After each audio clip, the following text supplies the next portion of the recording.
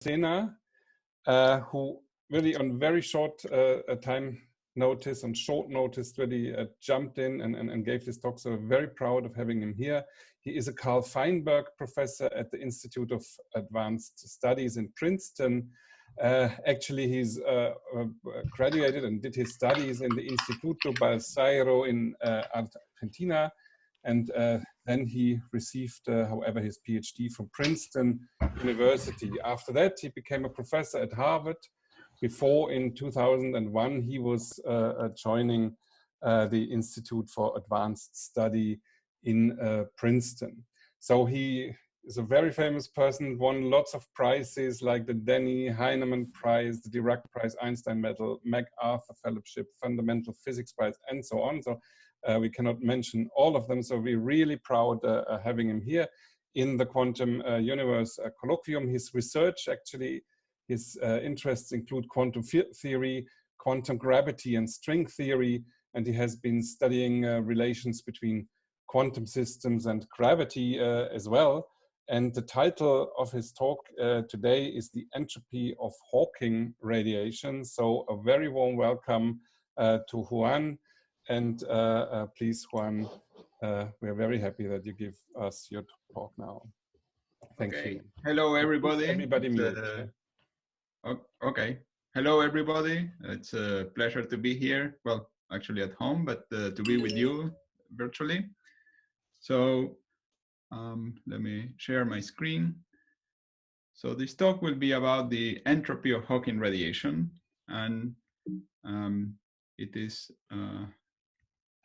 and the goal is to discuss recent progress on the black hole information problem based on some papers that appeared last year. Can you hear me? Yes, we can hear you. Okay, there are a few people unmuted. I will mute now, everybody. Okay.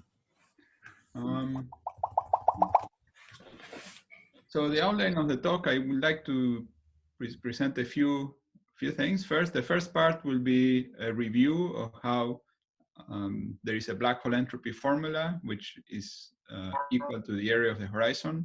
This will probably be familiar to everyone, but I like to review it to set the stage for the next few things. Then I'll review the idea of a fine-grained entropy formula, which says that the entropy is equal also to an area, but to a minimal area, to a different area, not the area of the horizon necessarily. This is something that's been developing over the last about 15 years. And again, this might not be familiar to everyone, so part of the goal of the talk is to explain this new concept. And finally, we'll discuss how to compute the entropy of radiation coming out of black holes using this previous prescription, and get a result consistent with information conservation as opposed to information loss. So we'll get a result different from the one that Hawking found. So this talk will not be historical, but hopefully will be pedagogical. Okay. Of course, black holes have been in the news recently, but we will mainly talk about quantum aspects of black holes, not the classical aspects that have been in the news. So the black hole solution goes back to Schwarzschild in 1917, just very soon after general relativity, and it's given by this metric that you see here. And its peculiar feature is that the time component of the metric goes to 0 at some radial position. And this radial position is, well, then we'll see that it will be called the horizon or the Schwarzschild radius. And an observer who would be sitting at constant r, at r equal to rs, would feel an infinite gravitational force. And this looked very strange, and Einstein thought that this does not make any sense. But it turns out that when you expand this metric around r equal to rs, you find the following line element in the radial and time direction. So rho is proportional to r minus rs, so square root of that. And you find this metric, and this metric is just simply the metric of flat space So this is again the near, the metric around r equal to rs, around the Schwarzschild radius. And that metric is the same as the metric of flat space, but in some other coordinates. So in so-called Rindler coordinates. So they're related to the ordinary coordinates through this simple coordinate transformation. And when you write in this flat space the trajectory of an observer who is sitting at constant radius, that observer will follow an accelerated trajectory. Well, I cannot move my mouse anymore. I don't know why. And now an observer who sits very close to r equal to 0 is feeling an infinite acceleration simply because it's accelerating very fast, very far. So that's the infinite gravitational force. But this shows that this is just a coordinate singularity. And if the observer were to fall freely, that observer would not feel any infinite force. It would feel no force locally. Now, one important feature of these coordinates and so on is that the time translation, so the symmetry of time translation that the previous metric had, so we had the original black hole metric in the previous transparency, had an overall time translation that's the same as the time translation far away, and that's the symmetry of this geometry. But near r equal to rs is acting as a boost. So it acts as a boost in this horizon. So the position r equal to rs, we call it a horizon for a reason.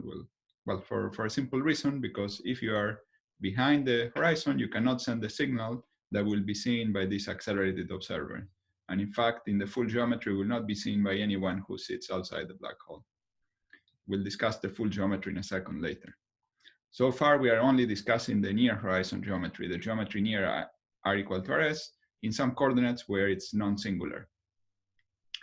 Now, this geometry is very similar, I mean, or the type of coordinate singularity that we have is very similar to the type of coordinate singularity that we have when we have the origin of flat space. So we have Euclidean coordinates, we have the circle in the bottom of the transparency, and of course we have the ordinary polar coordinates, and they are singular at rho equal to 0. That's just a coordinate singularity. But we could consider the trajectory of some, let's say, line that is at constant radius that will just be a simple circle. So this is just for the moment an analogy. However, I like now to remind you of something else that seems at first sight disconnected, but we'll connect it in a second. And is the relationship between circles in Euclidean time and finite temperature. So normally, if we have any quantum system and we want to compute its thermal partition function, we would take a trace of e to the minus beta h. So that's just the ordinary definition of the partition function. And we can think of this as resulting from evolution in Euclidean time on a circle of length beta. So normally, if we had Lorentzian signature, we would have an evolution operator, which is e to the I th. And if we say t equal to I beta, then we get e to the minus beta h, which is what we have precisely here in the partition function. So we see that a theory on a quantum system on a Euclidean circle is related to a system in thermal equilibrium. So it's computing for you the thermal equilibrium partition function, and the temperature is related to 1 over beta, the length of the circle. Okay, so that's a general relationship. Now, previously we saw that these two coordinates that we had before, so this, let me go back to this transparency. So we had the Lorentzian system, and we go to the Euclidean system by analytic continuation in x naught, so we get the circle, and that's the same as the analytic continuation in the tau coordinate, which is the proper time of the accelerated observer. And so the analytic continuation of that proper time of the accelerated observer is the angle on the circle. Therefore, this angle can be viewed as a finite temperature, as representing a system at finite temperature, and with a temperature which is 1 over the length of the circle. So if you are an observer sitting at some fixed radial position, the idea is that you will feel a temperature which is related to the length of the Euclidean circle, or in other words, it will be given by this formula here near the bottom of the transparency, which says that T is equal to 1 over 2 pi r, where r is the distance to r equal to 0. So if you're sitting at some, so if you're an accelerating observer following this accelerated trajectory, you will see this temperature, even though you are in Minkowski space. So this is the so-called Unruh effect, and it was discussed by various people. Now, one might be surprised that this accelerated observers is a temperature, because the original Minkowski vacuum was a pure state. And while a thermal state is normally a mixed state. And so the reason that the accelerated observers is a mixed state is because the accelerated observer has only access to part of the full state. So it has only access, can only do experiments on the right wedge of this diagram. So unfortunately, I cannot move my mouse. Let me try to. So I cannot point on the screen. I'm sorry about that. Okay, so the Minkowski vacuum is just one state, but it's an entangled state. So the local degrees of freedom on the right wedge are entangled with those of the left wedge. And since the right observer only has only access to the right wedge, we'll see a mixed state, because he's only seeing part of an entangled state. So far we discussed the near horizon geometry, and now we will go back to the full black hole geometry. So this operation that we did with the circle of analytically continuing the operation that we did analytically continuing Lorentzian time to Euclidean time, we can also do it for the full Schwarzschild geometry. And what we get is the second line here.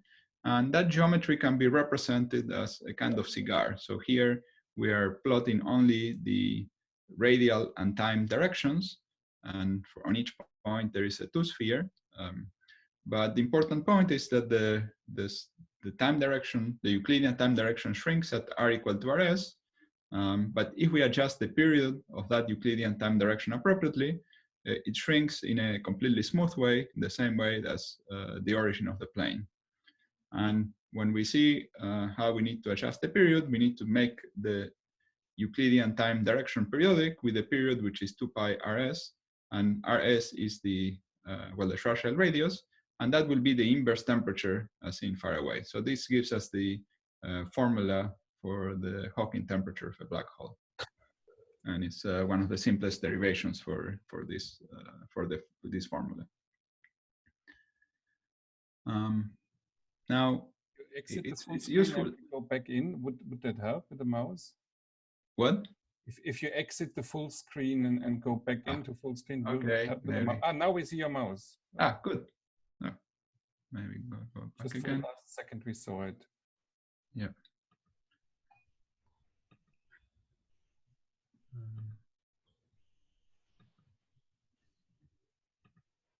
Okay, good. Great, we see it. Okay, thank you. So let's just reflect a little bit on what this formula is telling us, the idea that black holes have a temperature which is proportional to 1 over its size. So there's a little quiz for the audience, which is how big is a white black hole? So a white black hole would be a black hole that is emitting radiation. So it's hot, it's at a temperature such that the maximum of the black body radiation is around visible light, so it will look white to our eyes. So the question is, how big is such a black hole? I'll let you a few seconds to ponder about that. Yeah, so probably most of you have concluded that such a black hole has to have a size of order the wavelength of light, right? So this formula is telling us that the typical wavelength of the emitted light is proportional to the Schwarzschild radius. So we would need a black hole the size of the typical size of the wavelength of light, and that's roughly a black hole the size of a bacterium. It would be a pretty heavy black hole, and it would not be emit too much light, so it would be somewhat hard to see it but it would be possible for the human eye to see it, and we would see it white.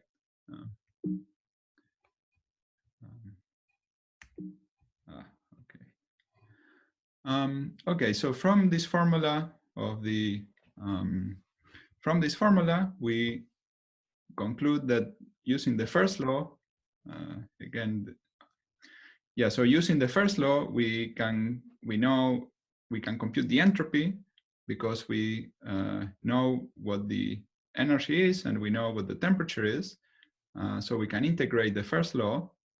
So of course the energy is equal to the mass, and then we find that the entropy is equal to the area over 4g Newton. This is in units where h bar and c are set to 1, and h bar and c appear in this formula. So it's often remarked that this formula contains all the constants of nature. It includes relativity, quantum mechanics, gravity, etc. So we can think of this entropy as being the area over L Planck square, where L Planck is the Planck distance, 10 to the minus 33 centimeters. So for a macroscopic black hole, this is a very big entropy. Now, but the main lesson here is that the black hole is a thermodynamic object. And now we will discuss in more detail the geometry of a black hole. So for what we said so far, we discussed it somewhat superficially. Now we'll discuss it a little more, the Lorentzian geometry of a black hole. So first, we're going to discuss the geometry of a black hole that was produced by collapse. So we have a star, and it collapses, and it forms a black hole. So to represent these geometries, there is a technique called Penrose diagrams, and I will be using these diagrams. So let me briefly explain what these Penrose diagrams are.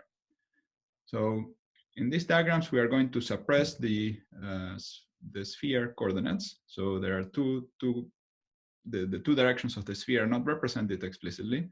So on each point on this diagram, there's a two-sphere, and we are only representing the radial and time components, the radial direction and the time direction. But we're going to rescale them by an overall scale that is dependent on the position, but in such a way that we preserve the angles. In particular, light rays go up at 45 degrees in this diagram. So roughly speaking, the vertical direction is time-like direction, and the horizontal direction is space-like direction. The region far away, so the region here far away is just ordinary Minkowski space, which after this rescaling was mapped to this final location. And this surface here has the Schwarzschild coordinate r equal to rs, so the Schwarzschild radius. And the white region is a portion of the Schwarzschild geometry, which is a solution of Einstein's equations in the vacuum. And this region, the green region, is a solution of Einstein's equations with matter. And if originally we had a star, this region contains the matter of the star. So here, now r equal to 0, so originally the center of the star is this r equal to 0 position where the area of the two-sphere becomes 0 and the geometry is non-singular along this vertical line. Now, as we said before, the geometry around here looks like Minkowski space, and but then as we go in, the radius of the two-sphere shrinks to 0 at the singularity, and if you were to fall into this region, the tidal gravitational forces become infinite, and you would die. Okay, so that's the singularity of the black hole.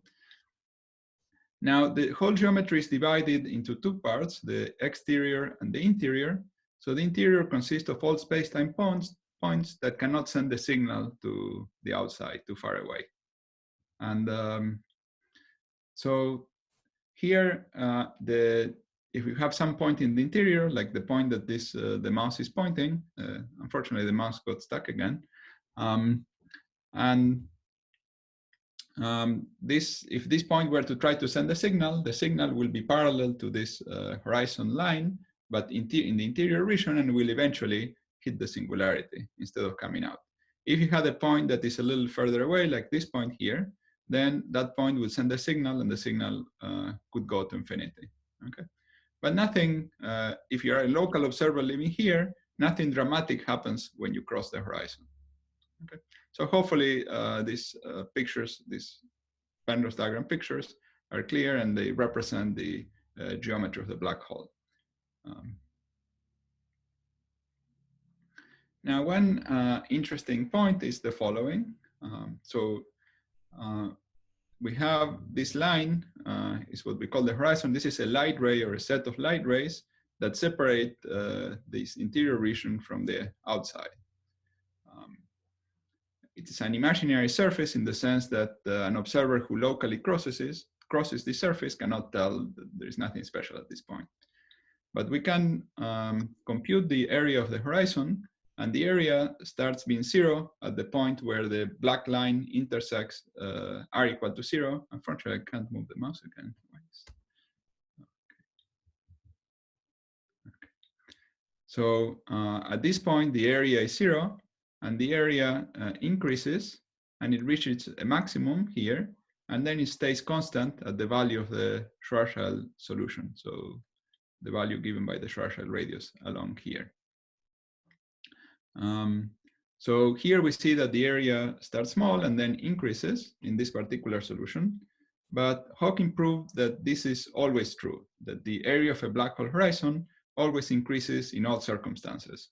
So for example, even if two black holes collide, you have the initial area of the two horizons, and then when they merge, they form another black hole with, in general, smaller mass, because a part of the energy, smaller mass than the sum of the initial masses. Some of the energy goes into radiation, but the area of the final black hole is always bigger than the area of the initial black hole. And due to this area increase, which is a classical property of Einstein's equations, together with the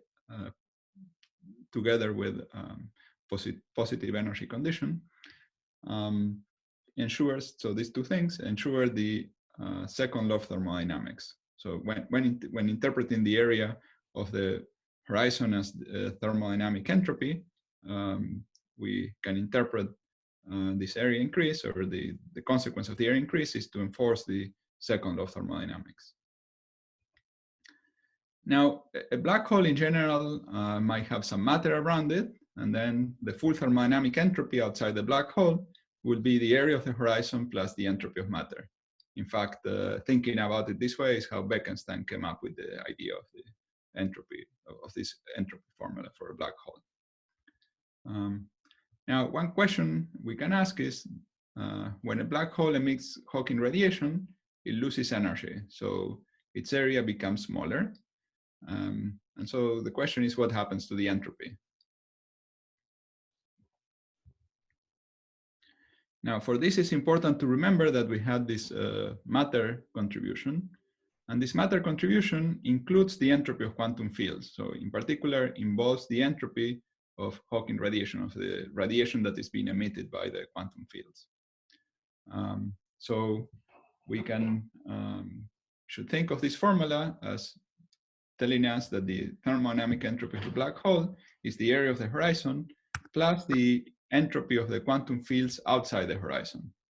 And that entropy is non-trivial because we are cutting the state of the quantum field into two pieces, the piece inside and the piece outside.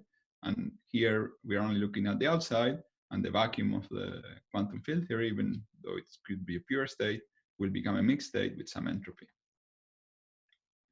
And it can be argued using properties of relativistic quantum mechanics or quantum field theory that this full formula also obeys the second law of thermodynamics. And this was really done in more precisely by Aaron Wall in 2010, so somewhat more recently. Now, all these results have inspired central hypothesis. And sometimes you can call it a central dogma, in the sense that it has a certain aspect of faith, but central dogma in the sense of biology, for example, that they say how information goes from DNA to RNA, etc. So here there's a central hypothesis or central dogma of black hole physics, or these quantum aspects of black holes, which is the following. That a black hole as seen from the outside can be described as a quantum system with s degrees of freedom, or s qubits, where s is the area of the black hole. And these quantum degrees of freedom evolve via unitary evolution as seen from the outside. So in other words, we can replace the full black hole system in quantum gravity and so on by a set of qubits with a unitary Hamiltonian. So this might seem like an abstract and trivial thing, but it's actually quite powerful and important and non-trivial. So the first point is that the entropy is finite. So it's important that it is finite. And it's important that also these degrees of freedom evolve unitarily. So if something falls into the black hole, it doesn't go into another region. I mean, from the point of view of the outside, that information still remains. And in principle, we can recover it by some unitary action outside. So in that sense, a black hole is different than entering a room. When you, if you look at the room from the outside, you can stuff all kinds of things in this room, and you effectively lost it from the outside. Okay. So the idea is that with a black hole, that doesn't happen. Okay. Now, these qubits that we are including are somewhat mysterious. We don't have an explicit description of these qubits from the point of view of the gravity theory. Okay. So that's the non-trivial aspects of this. And eventually, in a full theory of quantum gravity, we'll have a very concrete description of what these qubits are. But this hypothesis does not tell you what they are.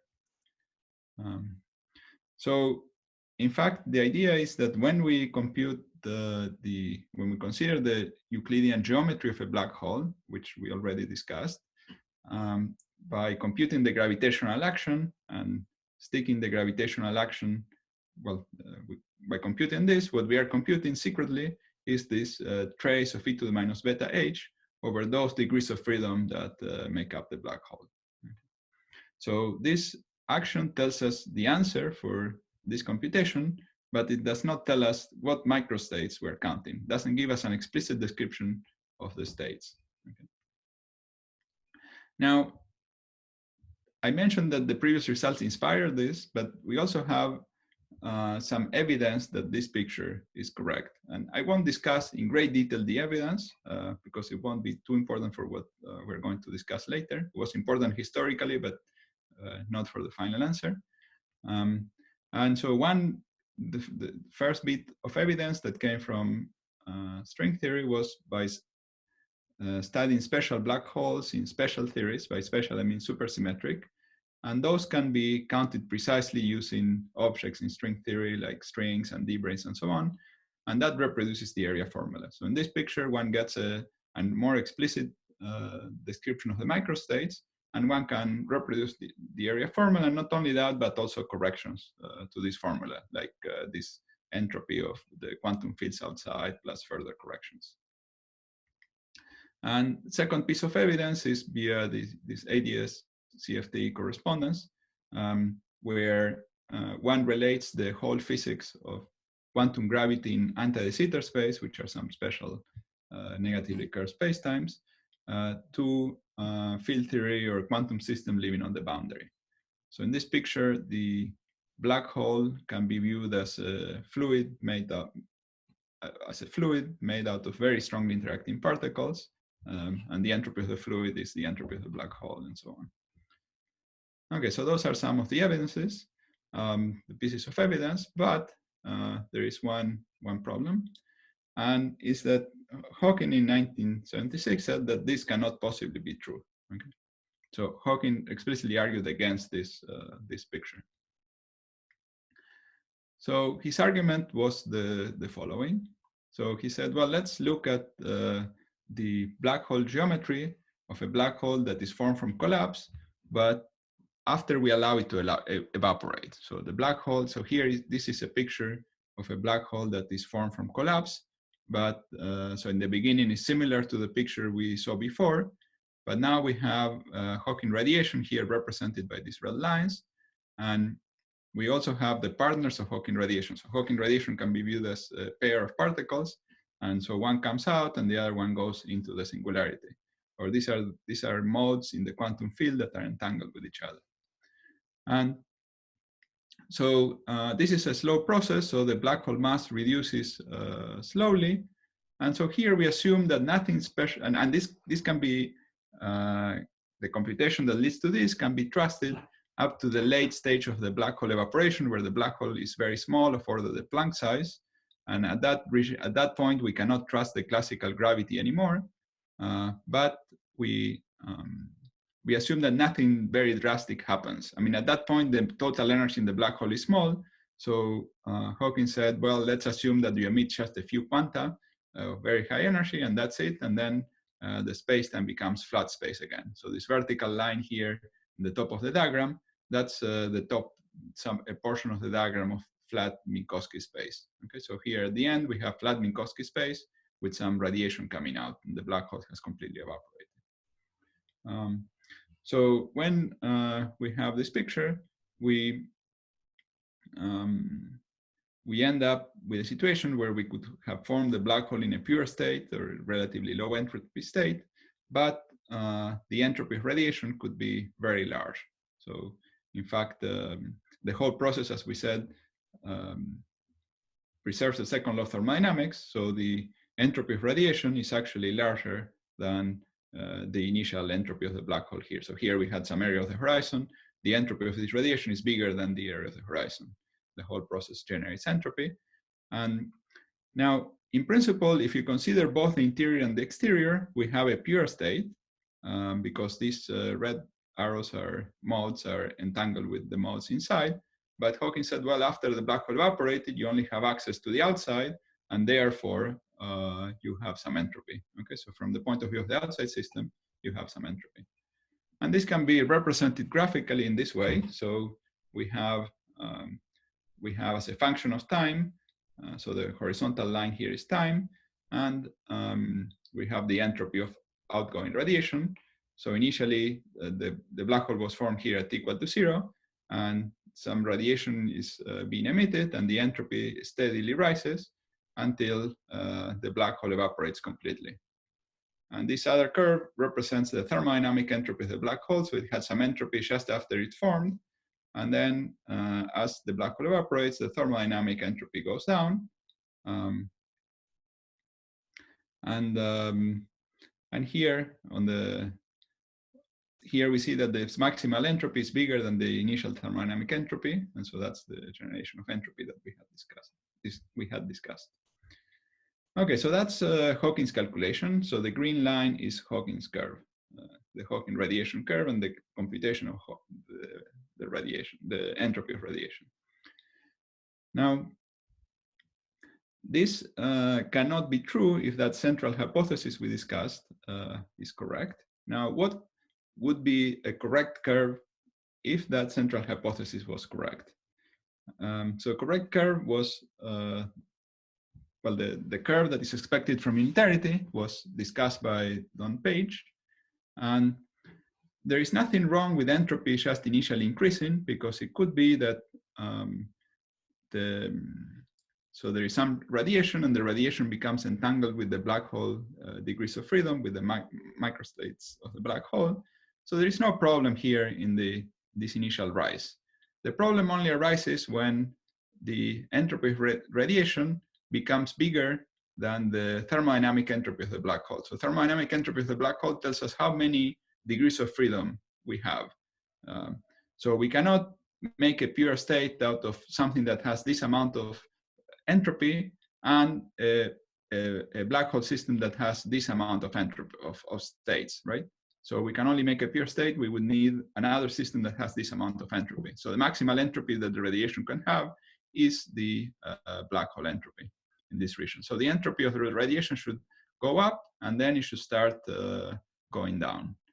And a mystery for a long time is to see how we reproduce this downgoing curve from the gravity point of view. So if you assume that central hypothesis, then this has to be true. And I don't know, in ADS, CFT, and so on, it is true. But the question is how to reproduce this just purely from a gravity computation. Now, there were other apparent paradoxes with the black hole entropy formula. So this is the main one, but there were other paradoxes, and I'll discuss some of them. So the first confusing solution was the Schwarzschild solution, the full Schwarzschild solution. So this is the full geometry, maximally analytically extended over the whole space-time. So before we showed the geometry of a collapsing black hole, this is the geometry of so-called eternal black hole. It contains two exteriors. So there is a right exterior, and this looks like a black hole horizon. And there is also a left exterior with a second Minkowski space, unrelated second Minkowski space, four-dimensional Minkowski space. So this looks like two black holes that are sharing an interior. They share a common interior. So it's a weird solution, but it's a solution of the equations. The first solution, non-trivial solution of the equations that was found of Einstein's equations. Now, maybe I should say one more thing about this. So if we look at this initial slice, so this is the geometry at some particular time. Along this blue slice, the geometry far away looks like three-dimensional Euclidean space. And then as we move to the left, there is think of this in polar coordinates, where there is a two-dimensional sphere that shrinks. As we move here to the left, it shrinks, shrinks, shrinks, and it acquires a minimum value here at this point, and then it starts expanding again, that two-sphere. So that's roughly the geometry of this slice. Imagine, so this is the same plot, this region is the same plot of that slice, so there is some kind of sphere that shrinks and expands again, shrinks and expands again. And here far away, we imagine just the same flat space that we had in the previous story. But here on the left, we change the geometry of the slice so as to make a closed universe. And we can view this as some initial conditions. So this is not the same as the previous solution, it's just some initial conditions for further evolution. And if you let this evolve, it will evolve into into a black hole as seen from the outside, and also a black hole as seen from this closed universe. But one peculiar feature of this is that the entropy inside this region could be very, very big. So it could be much bigger than the area of this surface, than the minimal area. So these type of geometries are a counterexample to the statement that the area entropy counts the entropy inside the black hole in some special region behind the horizon. So that statement cannot be true. Okay. And in fact, the Wikipedia article on the holographic principle says that this is a problem. Actually, this Wikipedia article is outdated, but I'm just pointing out that this was a problem for some time. Now we will see now how to resolve all these confusions.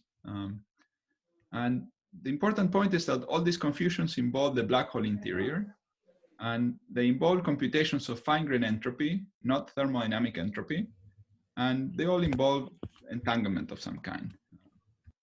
So now we need first to go back to basics. So it's important that in the central hypothesis, it's only yes, is there a problem? Yeah, okay. So the central hypothesis tells us how the black hole looks from the outside, right? So it's only a statement about the black hole as seen from the outside. There is no statement about the interior yet. So there will be a statement later, but the central hypothesis doesn't say anything about the interior. It's only a statement about the black hole as seen from the outside. Now, we go back to this Schwarzschild geometry that contains two black holes. We could put them basically both in the same space-time. This is a closely related solution where the two black holes, we have two very distant black holes that are connected through the interior. And then here we can apply the central hypothesis to each of the two black holes. So each of the black holes could be replaced by a quantum system. And the idea is that the geometric connection is related to the fact that these two quantum systems are entangled with each other. So We call this ER equal to EPR because Einstein and Rosen pointed out that in the Schwarzschild solution, there are two black holes connected to each other, and Einstein, Podolsky, and Rosen were the ones who first discussed entanglement. And so this is an entangled state in a very particular entangled state where you take all the energy eigenstates of one system and you sum them over with these thermal looping factors. This is sometimes called the thermal field double and has played some role in descriptions of thermal field theories. Now you can understand this by going back to the geometry of the Euclidean black hole and viewing the Euclidean time evolution from here to here as preparing a pair of entangled states. And then at these points in Euclidean time, we can go over to Lorentzian evolution. And at these points, we have a cut. So we cut this at this particular Euclidean time. We have a geometry of these blue lines, which is exactly the same as the geometry we have here. And if we now continue evolving Lorentzian signature, we get the top part of this diagram. Now, the rest of the paradoxes involve understanding fine-grained entropy. So let me just remind you of the difference between coarse-grained entropy, which is thermodynamic entropy, and fine-grained entropy. So fine-grained entropy is, let me just start with the second one. So fine-grained entropy is simply given by the trace of rho log rho. So this is the density matrix, quantum density matrix of the system. And this particular entropy, fine-grained entropy, remains constant under unitary time evolution. So if we evolve rho by a unitary transformation, this remains constant because we multiply rho by u on the left and on the right, and it drops out of this formula. Coarse-grained entropy is a little harder to define, but you should think of as arising from sloppiness, in the sense that you are not measuring everything you could possibly measure about the system, but you're only measuring a subset of observables, so-called simple observables. And then, so basically it arises from some ignorance that you have about the system. So I won't go over the detailed definition. Now, for the moment, we will be talking about the entropy of the black hole as seen from the outside. And when we talk about this entropy, we are talking about the entropy of the quantum system that appear in the central hypothesis, right? So that is the entropy we'll be talking about for the next transparencies. The idea is that the horizon area computes the thermodynamic entropy of those degrees of freedom. So where we are doing relatively simple operations. Now the question is whether we can compute the fine-grained entropy. And the one new thing is that there was a formula developed for the fine-grained gravitational entropy that started with some studies in 2006 by Ruth Takayanagi and improved by various other people. And the final formula involves computing the generalized entropy by thinking about area plus S matter, but not of the horizon, but of an arbitrary surface. And then you compute this quantity for various surfaces, and you find, roughly speaking, the minimum. I won't discuss the full precise definition. First, you find the extreme and then the minimum. But if you've never seen this before, let's just imagine you find just the minimum. So let me represent it graphically here. So imagine you have the black hole. Then you surround the black hole with some area, this green surface that's a two-sphere with some area. And you compute the entropy of whatever is outside, the area plus the entropy of whatever is outside. And then you shrink this area in order to minimize this generalized entropy. And when you find the minimum, that minimum will be the fine-grained entropy. So let's just do some examples to see how this definition works. So let's go back to a collapsing black hole. So here, the two-sphere is represented as a point. So we have a two-dimensional sphere at this point. And now we can shrink the area of this sphere by moving it here to r equal to 0. And at this point, the area of the sphere is actually 0. So that area piece is minimized. But we picked up the entropy of the star. So for this case, the fine-grained entropy will give us the entropy of the matter that makes up the star, and it's independent of time, as it should be, and so on. Okay, so here it's a case where the fine-grained entropy is different than the coarse-grained entropy. So the coarse-grained entropy at this time would be the area of the horizon, but the fine-grained entropy is just the entropy of the original star. Now we could consider the same thing, but for the eternal black hole solution. So in this case, as I said, the minimal area is at this point. So if we start outside and we shrink it, the maximum we can shrink it is at this point. And in this case, the fine-grained entropy of the right side would be equal to the, again, to the area. And in this case, the area is actually equal to the fine-grained entropy is equal to the thermodynamic entropy, but there are also some intermediate cases. In general, the fine-grained entropy will always be smaller than the area of the horizon. Now, you should be surprised by the claim that there is a formula for the fine-grained entropy, because normally in ordinary thermodynamics, we don't have formulas for the fine-grained entropy. We have simple formulas. Let's say in hydrodynamics, we have formulas for the thermodynamic entropy, but not for the fine-grained entropy of the fluid. But the fact that we have such a formula here hinges on the fact that the black hole has an interior, and this is a very special feature. So from the outside, you might say that the black hole is like any old thermodynamic system, but the black hole is different in the sense that it has the interior, and the interior contains this information about the fine-grained entropy. Now, there is a concept that is closely related to these formulas, which is called the entanglement wedge. And this is, yeah, so maybe it should be called the entropy wedge, but for historical reasons, it's called entanglement wedge. And so the idea is that we keep track of the region swept by the surface as we try to extremize the entropy. So for example, let's say we want to compute the entropy of whatever is between some region reasonably far away from the black hole, let's say a few Schwarzschild radii away from the black hole, represented here by this purple line. And then when we try to find this minimal area surface, we move this green surface from here, and we shrink it until we find the extremal surface inside. And when we will get this whole region that we swept in moving the surface from the purple surface to whatever the minimal area surface was, and that whole region is going to be called the entanglement wedge. So it's a useful concept. So for example, for the eternal black hole, we start here at this time, and we move the surface all the way here. And so we get this special slice that goes from here, from the right to the left here. And we can, since if we know everything that happens on this special slice, we can also determine the whole region in this further diamond-shaped region. So this full causal domain of this special slice is what we call the entanglement wedge. If we did the same for a collapsing geometry, we would find a wedge of this form, and so on. Now, we saw before that the central hypothesis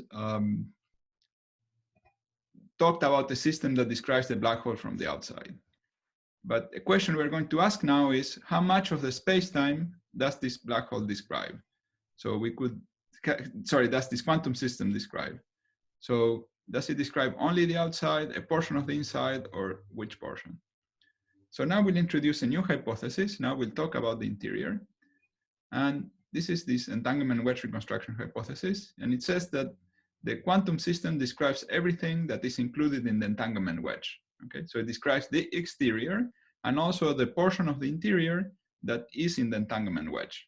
Okay, and it describes it in the word describes means the following, means that if we have some qubit inside the entanglement wedge, some probe qubit, then we can recover its quantum state by doing very complex computations. Okay, somehow by acting from the outside on the quantum system, we can recover the state of that probe qubit. So this is a hypothesis, and there are many consistency checks on this hypothesis, but it remains a hypothesis.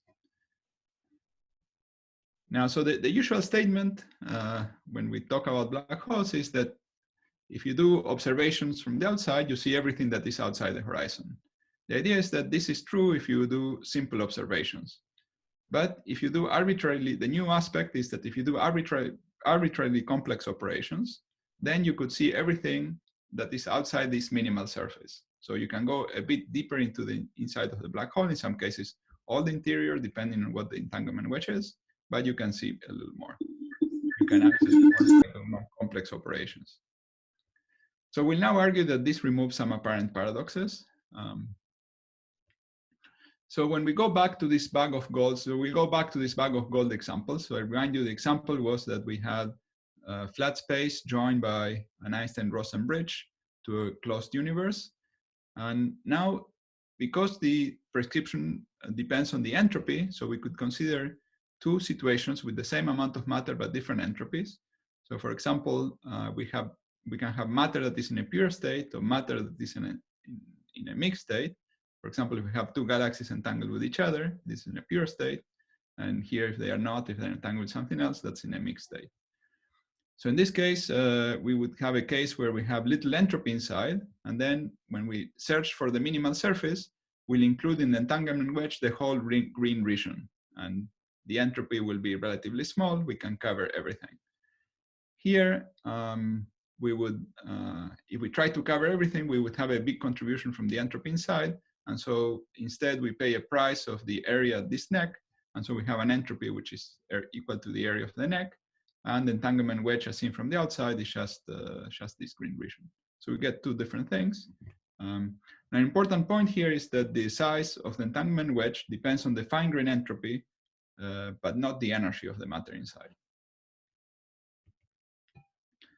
Okay, so now we'll apply these concepts for an old evaporating black hole. So this is the same diagram that we had before for the old evaporating black hole with the radiation and the matter inside, and the partners of radiation inside. So now we can draw a spatial slice that is this orange line, and this spatial slice covers the whole interior and then part of the exterior, but it leaves out the Hawking radiation. Now, the entropy on this spatial slice, the geometry on this spatial slice is similar to that bag of gold, especially if we do this at late times where the area of the horizon has shrunk and is relatively small. Then we can choose this time slice to cover, well, some region here inside the horizon with lots of entropy, the entropy of all the Hawking radiation that came out during the whole time that the black hole has been evaporating.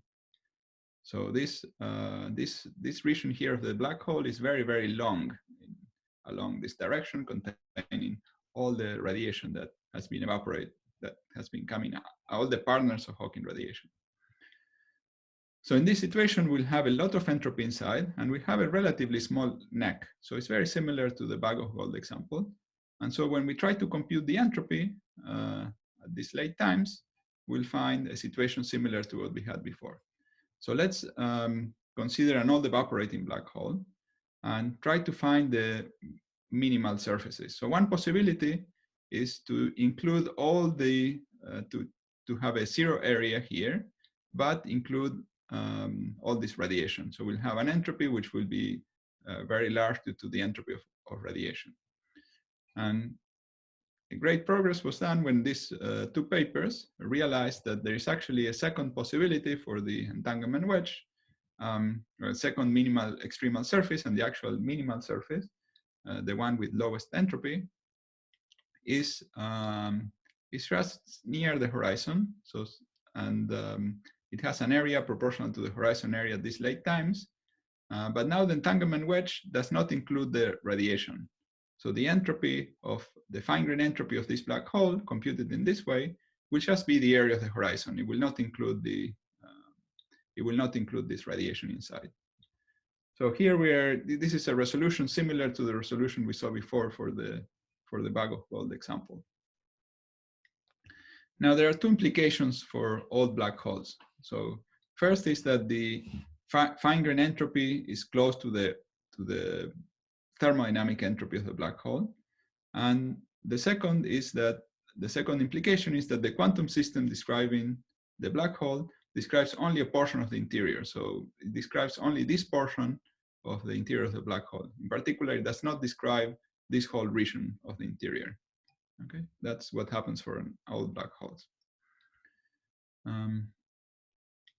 And so now, if we look at the fine-grained entropy of the black hole, well, in the beginning, we will see a rise in entropy.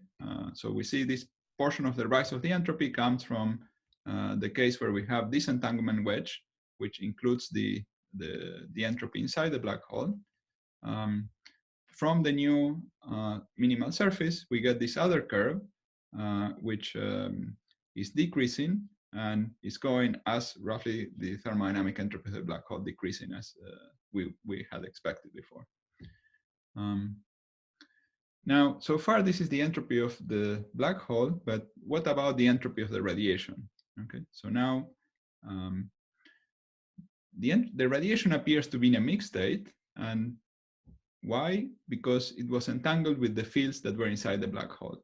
And we know this through the evolution of gravity. This is how we know that this has happened. But this implies that we should use the gravity rules to compute the fine-grained entropy. So we should use the rules that we have discussed so far to compute that fine-grained entropy. So if you now go back to the same calculation we were discussing before, we have here some imaginary surface where we discussed what is the black hole and what is the rest. So here now we're interested in computing the entropy of the rest. And the naive way to do it would be to say, well, I include all of this in my entanglement wedge. So the radiation is what Hawking computed. This is Hawking's calculation. But now we should explore the possibility of including also this portion of the black hole interior when we do this computation. And when we do that, we decrease the entropy of matter, the matter contribution, because we include both the outgoing radiation and the incoming and the Hawking partners. And we pay a price due to the area. But for an old black hole, it's worth paying this price of the area because we reduce the entropy of radiation by including the partners of Hawking radiation. And this, for an old black hole, gives us the right computation of the entropy. And in particular, it is implying that this interior of the black hole is really secretly encoded in the radiation. And so I'll skip that. Now you might just say, well, this maybe is just an accounting trick. So you really didn't solve the problem because you just accounted for the entropy differently. But you might say it's a trick, but this is the accounting rule that gravity instructs us to use. So the accounting rule that gravity gives us was derived before it was applied to this problem. It was applied by thinking about ADS-CFT, etc., for some other reasons. But with this accounting rule, we understand this problem. And as I said, it was derived before it was applied to this problem. Now, I think I'm kind of out of time, so I won't discuss too much how this can be derived. But this accounting rule is derived in a way similar to how the entropy formula was derived. So there is a Gibbons-Hawking derivation of the entropy formula, which I did not go through. But using similar ideas, you can derive the entropy, this prescription that we have been using. So it's not just a hypothesis, but a hypothesis that follows from the rules of the gravitational path integral. Okay, so what I skipped is basically a discussion of deriving this gravitational fine-grained entropy formula from the Euclidean path integral of gravity. So we only need to use, we only need to know long-distance properties of gravity and the gravitational path integral. So in conclusions, we reviewed the thermodynamic black hole entropy formula, and we described the new fine-grained gravitational entropy formula, and we applied this, this formula to the computation of the entropy of radiation. A lot of what we discussed was derived by thinking about aspects of ADS-CFT, which itself was derived using string theory. But in this whole discussion, the final formulas, you only need to know gravity as an effective field theory. So if you don't want to learn anything about string theory or ADS-CFT, you don't have to when you apply these formulas. But I have to say that I'm in awe how clever gravity is, how it manages to reproduce all these things. Now for the future, there are many remaining questions, so we would like to have a more explicit picture for the microstates. We would like to understand further lessons of what this is teaching us about the interior, the singularity. And well, finally, I would like to mention that 100 years ago, black holes were a mathematical curiosity, and today they are an observational reality. And hopefully the same will happen with the aspects of black holes that we have been discussing. Thank you. Okay, thank you very much, Juan, for your very nice talk.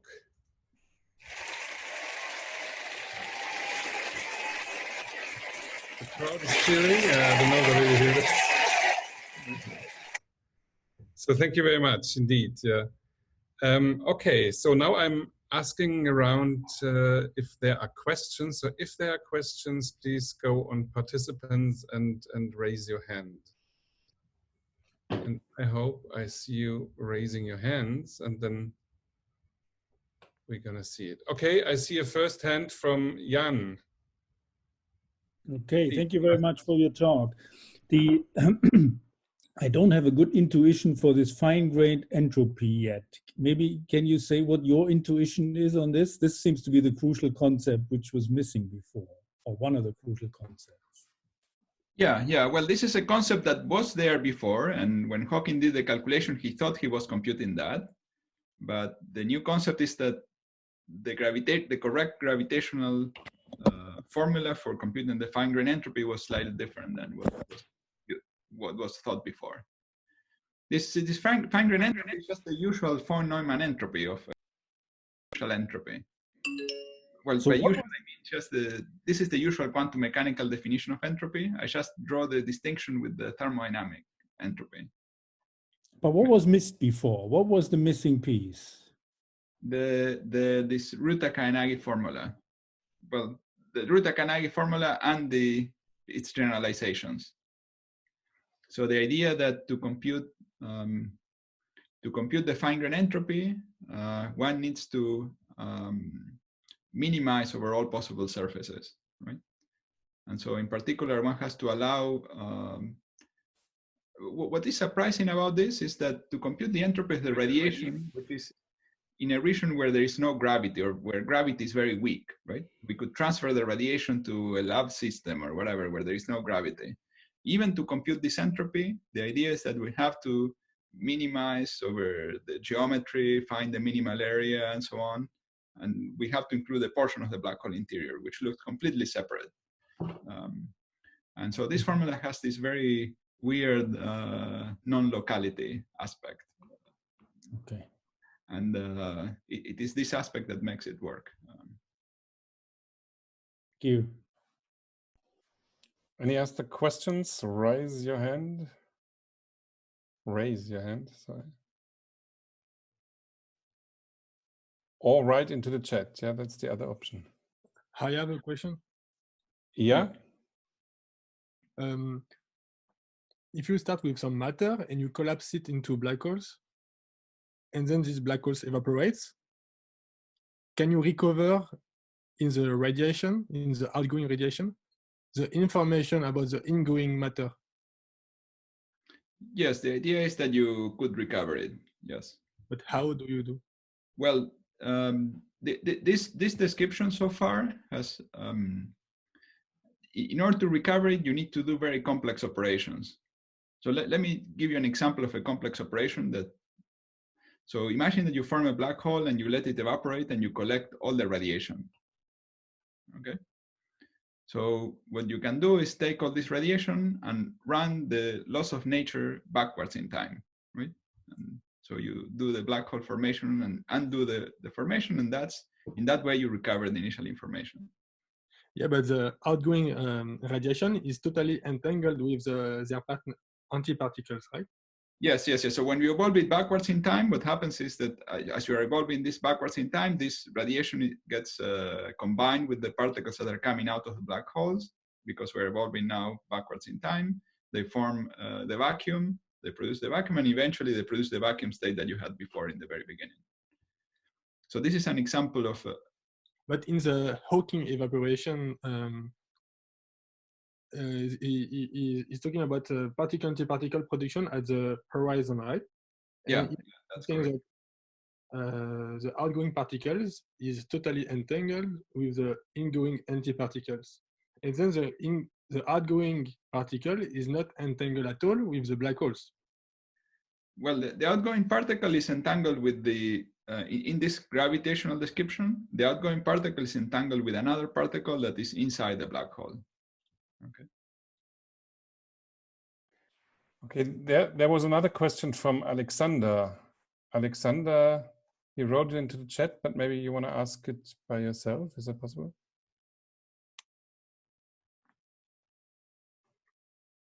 Okay, so then I read the question. So his question was, does this non-locality in some way affect the notion of causality?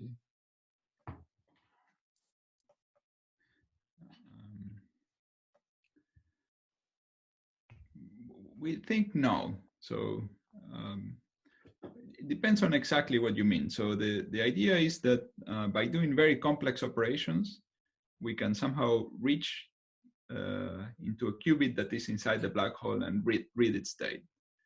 But these complex operations, as I was mentioning in the answer to the previous question, could be really complicated, like making the black hole evolve backwards in time, right?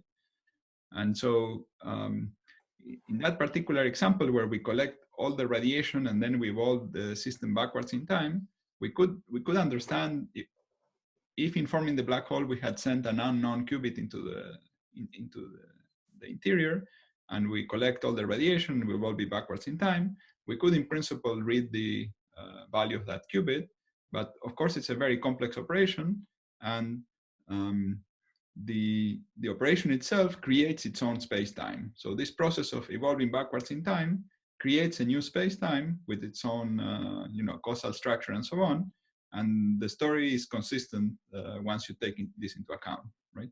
So when you evolve backwards in time, of course, you go back to the original situation. So there is no causality puzzle. I hope this is clear.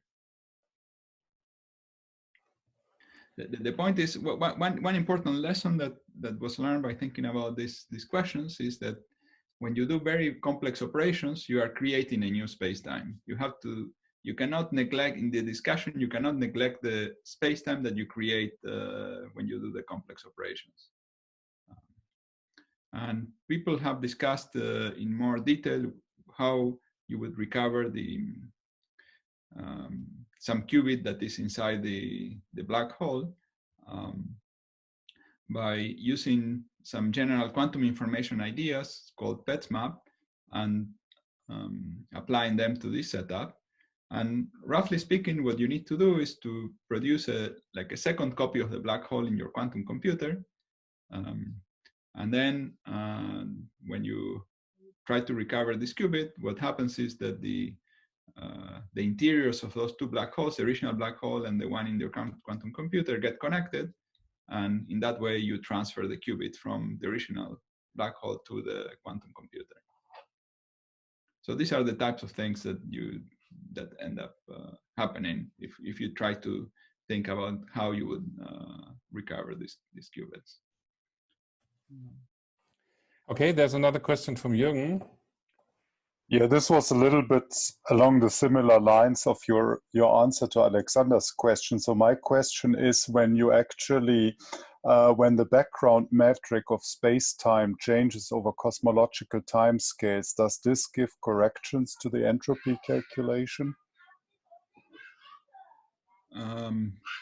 Yeah, so this whole discussion is most mathematically precise in situations where there is a region of space-time where you can neglect the effects of gravity. So let's say a black hole in flat space and you go far enough so that you can neglect the effects of gravity, or with ADS boundary conditions. I mean, you could in principle think about cosmological evolution as long as you don't want to include the quantum effects of gravity of the cosmological evolution itself, or the Sitter entropy and so on. So maybe a short answer is that if you want a very precise and exact description, we don't have one in the context of cosmology. We don't know how these formulas work in an exact way in the context of cosmology. If you can think of the expansion of the universe as a classical process and the black hole as a quantum thing inside this evolving classical thing, that classical space-time, then you can apply basically the same formulas. Thanks. Here's a question by Jörg Teschner. Hi, Juan. Could you elaborate a little bit why gravity instructs us to count the entropy in just this way? Well, so this, maybe I'll share my screen. Let me see what happened. Are you seeing my screen or? Not yet.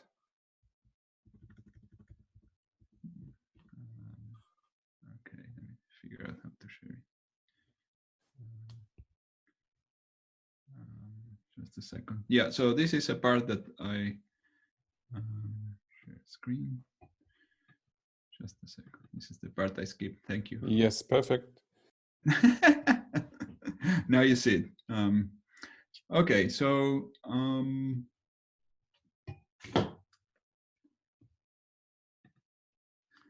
yeah, so the idea is to use reasoning similar to the Gibbons-Hawking calculation. So I'll just remind you how Gibbons and Hawking derived the entropy.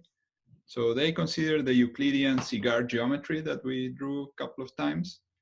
And they said, well, that computes the partition function. And then if you take a derivative with respect to the size of the circle at infinity, or with respect to beta, then we get the entropy by a formula similar to the one that is written here, but instead of n having beta, right? So that's the usual entropy formula in thermodynamics, and C is the partition function, okay? So that's the usual way you compute the entropy. Now, in this case, and that way works very well for systems that have a time translation symmetry, systems that are invariant under time translation. But if you have some system that that is not invariant under time translation, but somehow was created by some evolution from some initial state through the gravitational path integral, it could be that you evolve a bit in Euclidean time and then in Lorentzian signature and so on. Or you evolve for a very long time in Lorentzian signature. In any of these cases, you can then compute the entropy by a trick called the replica trick, which consists of taking n copies of the system and then computing trace of rho to the n. So rho is the density matrix for the system. And then to compute trace of rho to the n, you take those n copies and you connect the indices of the first copy to the second copy and so on. So that's in terms of rho. In terms of space-time, it means that you take the bra and the ket of the space-time and you connect the bra of one to the ket of the other, and that results in a complicated space-time geometry. And by the time you take the trace, you have some full space-time, and you can compute the gravitational action of that space-time, and that computes this so-called Cn. And then if you could analytically continue in n, you could use this formula as, well, this thermodynamic looking formula for computing the entropy. So you take this and then you take n equal to 1 and do this.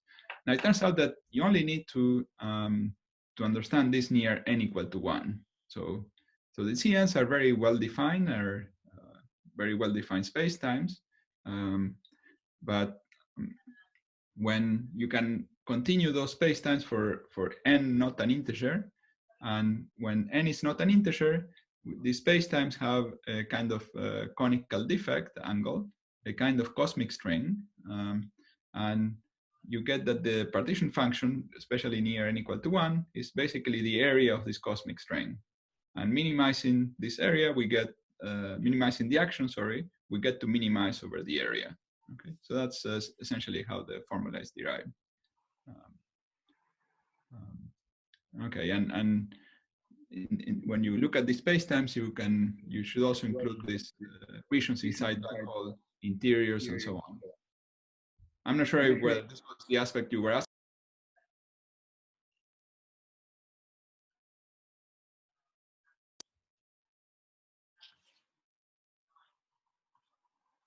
maybe I'll go on a little more. So whenever we do these computations, we are trying to find the geometry given some boundary conditions. So for example, when we do the Gibbons-Hawking calculation, there are two geometries that contribute. So one is the usual Euclidean black hole that we have here in the top, where the size of the sphere does not shrink at the origin, but the size of the circle shrinks. While here, while we could have flat space where the size of the sphere shrinks at the origin, but the size of the circle does not shrink. And depending on the parameters, one or the other geometry might contribute more than the other. And something similar happens when we consider the black holes and we consider the entropy of radiation. So this is roughly a sketch of the topology. This is kind of topological sketch where we have here the Euclidean black hole is represented not as a cigar but as a disk. And we have two copies. We are doing here the n = 2 computation of two replicas. And we are computing the entropy of radiation that is far away. So we connect. So the computation of ρ involves connecting these two copies. And so we have some manifold where we connect these copies. And there are two ways of filling in the sort of black hole interior, if you wish.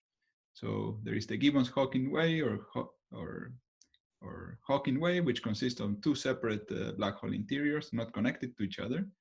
Or we could have a geometry where the black hole interiors are connected to each other. And this is sometimes called a replica wormhole. So there is a connection between the two black hole interiors. So these are two solutions with different topologies. And it is this second geometry that gives the lowest entropy and is the one that gives the dominant contribution for very old black holes. So for black holes where the Hawking information paradox arises. And the fact that there is this connection tells us that this interior region is also included in the entanglement wedge and so on. The fact that there is this connection is the reason why we should also include the entropy of the partners. We also should include the partners in the computation. Okay, the next question is from Monsieur Goutenoir. How do you solve the monogamy problem?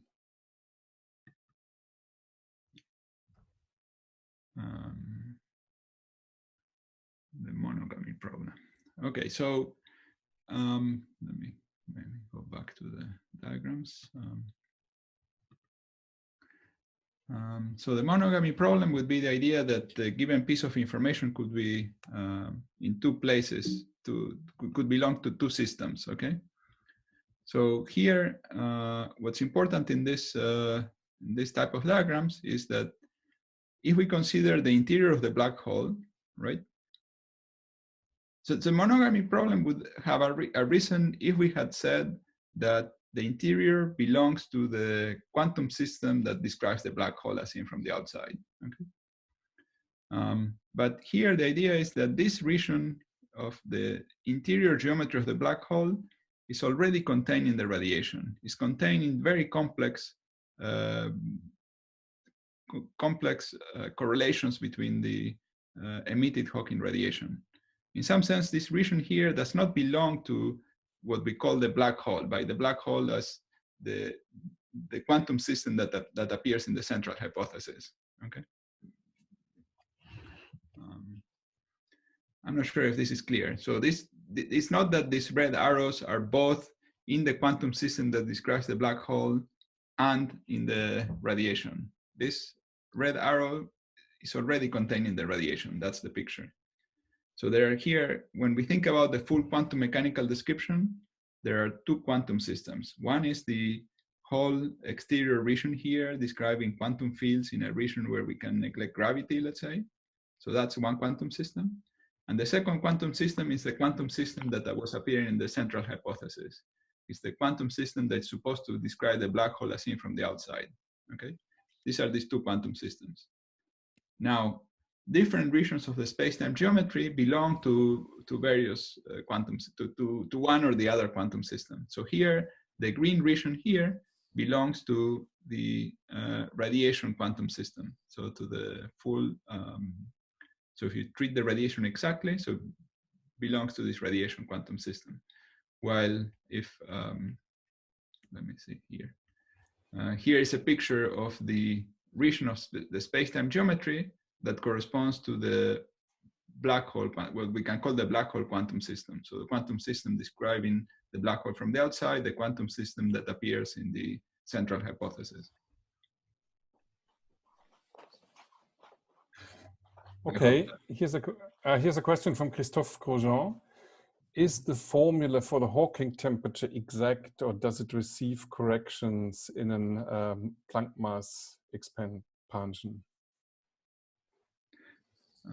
Yeah, it does receive corrections. Yeah, so that's the formula in gravity, and then if there are corrections to the effective theory, the black hole solution is changed. The formula is always given by the length of the circle at infinity for the non-singular Euclidean geometry. So if there are corrections to Einstein's equations due to higher order operators in the effective field theory expansion, then there will be corrections to the formula. Can I actually ask a very simple question? Okay, I'm just sharing the screen to show this plot on page 32, the entropy as a function of time. I mean, is there any meaning connected with that the Hawking's calculation ends up at a larger entropy than the thermodynamic entropy of the black hole to time equals 0? Or, I mean, is this a arbitrary axis value, or is that difference, is it a physics quantity, which is? No, it is a physical quantity. It's just the evaporation process is not, I mean, it generates entropy, right? So it generates. But how can it get more? It generates coarse grain entropy. The correct fine grain entropy is given by the blue curve, right? It goes back to 0. Oh, yeah, but it's just the fact that it generates coarse grain entropy. Okay. Not reversible. Well, mm-hmm. Not.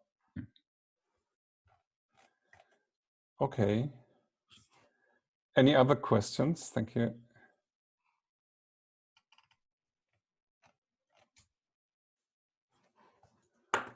Okay, raise your hand or just shout in if you like. Anybody? Here's one question. Which effective field theory description is being employed in the new entropy formula? Yeah. By BA. So here the philosophy in these formulas is to think of gravity as an effective theory. So the leading term is just the Einstein term, and then there could be some corrections. So depending on your gravity theory, there could be different kinds of corrections. So for example, if it comes from string theory, there will be terms proportional to the string length times powers of curvature and so on. There could be terms suppressed by the Planck scale, etc. This area, the formula as written is for the Einstein case. So if you change the Einstein theory to another theory, including higher curvature corrections, the formula will contain area plus other terms like extrinsic curvature terms and also maybe intrinsic curvature terms. And these have been worked out, at least for the leading corrections. So this is in terms of local corrections. Okay, and there's another question. Why does the Hawking formula give the coarse-grained entropy?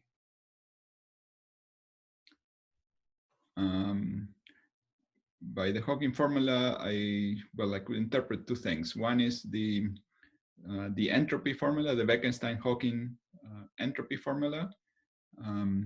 I can argue that it should give the coarse grain entropy or some kind of coarse grain entropy because it increases under ordinary unitary evolution. So it cannot be the fine grain entropy. So I don't have but yeah. And it obeys thermodynamic inequalities. And well, of course, there are some natural observables that are associated to this, which are the simple things we can compute outside the black hole, like observing particles outside the black hole and not doing very complex operations like like reversing the Hamiltonian or things like that.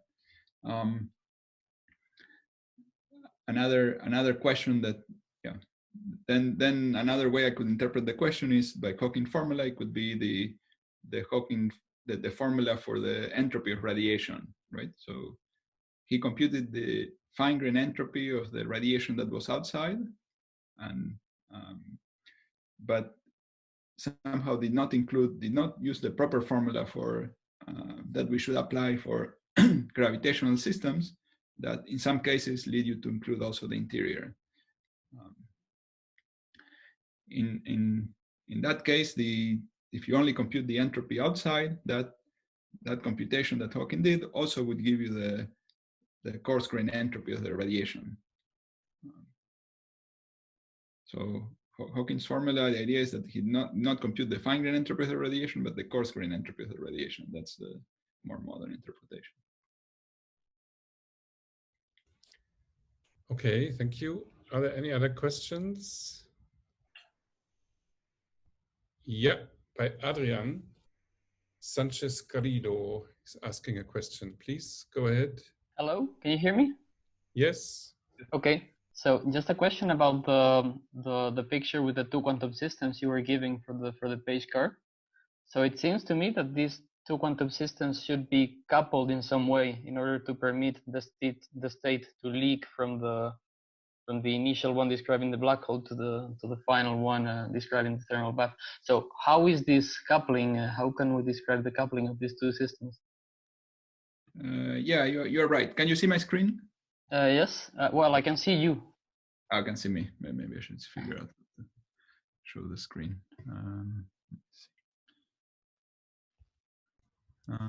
Sorry, when I shared the screen, I think I threw you out with sharing the screen. That was the reason. Yeah. Yeah. At the lower panel, the green button. Yeah, I need to press a couple of buttons. Okay. now you can see the screen? Yes. Yes. Yeah. So when we were discussing this, I drew this this purple line, right? Mm-hmm. That was an imaginary division between the two systems, the sort of radiation system and the black hole system, right? Mm-hmm. And normally we were discussing computing this at one time. So we are imagining that, let's say at that time, we decouple the two systems and we compute these entropies, or we compute them without decoupling. But as time evolve, indeed, as you are saying, these two systems are coupled and information can go from one to the other, okay? So all these computations of entropy are for a particular time, and we split the two systems, right, into, let's say, the black hole degrees of freedom and the radiation, and then we compute it in each of the systems. But the entropy or von Neumann entropy is a state property. It's a property of a state at a particular time, right? So it's not a property of the whole history. So at that particular time, we can decide to compute the entropy of radiation. Mm-hmm. Is it clear? Or? But this entropy is changing in time, right? That's changing. Yes. So, indeed, in the page curve, for example. So let's say this transparency. So we see how the entropy, for example, of radiation changes in time, right? It follows this mm-hmm. This blue page curve, and it changes in time mm-hmm. precisely because of this coupling. If we didn't, if we didn't have this coupling between the two systems, it would not change in time. Mm-hmm. You're right about that. Yes. Yes, I was just thinking of a way to think of this coupling if you want to do some experiments on a computer, to take two Hamiltonians and try to couple them in a way to see this kind of phenomenology. Right. You would need two systems, like one system modeling the black hole, let's say like an SYK-like system, and then another one, a bigger one that would represent the radiation. Yes. It could be, you could couple the SYK to 2D, so some 1+1 dimensional fermions, for example, or to mm-hmm. a much bigger SYK, and so on. I see. Mm-hmm. Okay. So thank you. Sure. Okay. Any other questions? I mean, then I think let's thank the speaker again. Okay. Thanks everybody, and best wishes. Yeah. thank you very much, Juan, for this excellent talk and for the long question and answer session. Actually, what we usually do is after this meeting, we go outside and have some pretzels and some alcohol-free beers, actually alcohol-free drinks. So I would say, okay, everybody who wants to leave can leave, and the others can go outside basically and keep stay in the room with you and maybe have a chat with you on other questions. And the advantage for it would be that this time we can have real wine, because this is usually forbidden at DSE because it's only alcohol-free. Yeah. So thank you very much again. Please stay a few more minutes, and whoever wants to have a chat with you can stay. But I think that's the end of the colloquium. Thank you very much again. Okay, bye-bye. And cheers. Cheers. For you, it's still in the morning, right? So. It's noon. Yeah, noon time now.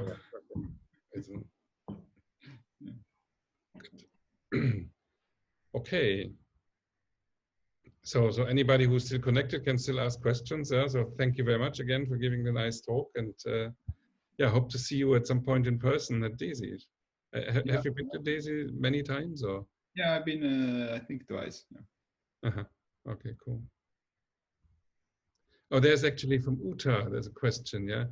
Could you tell a little more on the qubits of the black hole? Do they have spin, or do you need any assumption which statistics those qubits follow?